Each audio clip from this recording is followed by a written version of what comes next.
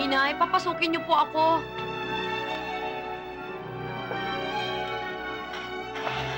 Inay? Anong kailangan mo?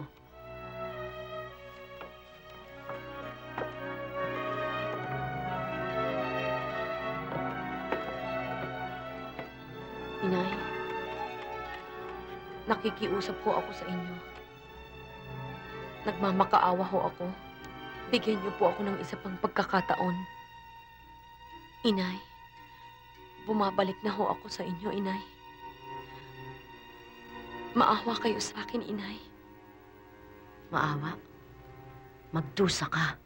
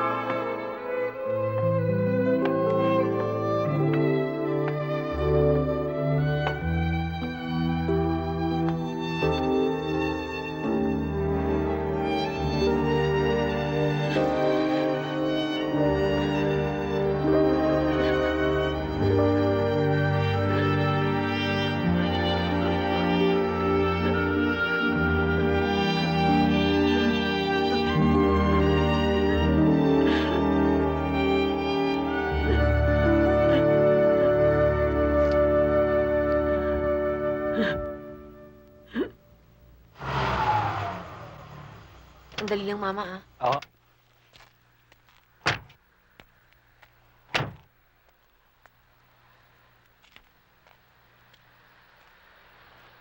Dito pupunta si Kuya pag hindi siya umuwi sa amin sa gabi.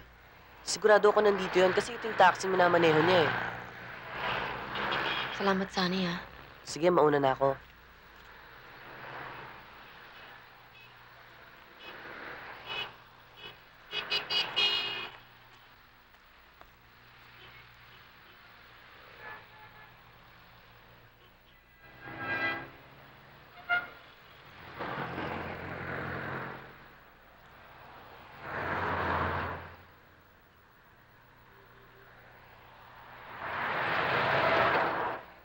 Christine? May kailangan ka ba? Si Rod sana. Bakit mo naman siya dito hahanapin? Pambihira naman to, oh. Hindi na nagpupunta rito si Rod.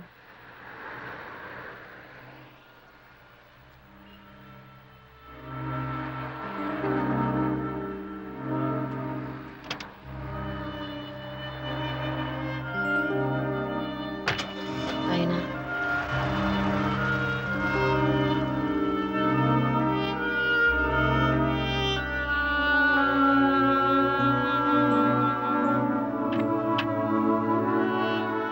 Hindi ko na alam kung saan ako pupunta.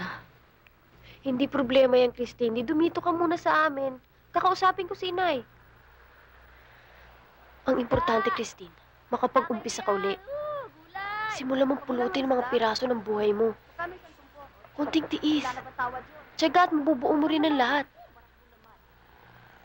Pero kailangan, Christine, huwag kang masisiraan ng loob.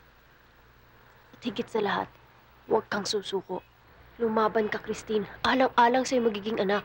Lalo pa ngayon ayaw ka nang tanggapin na yung ina at may kinakasama na pala si Rod.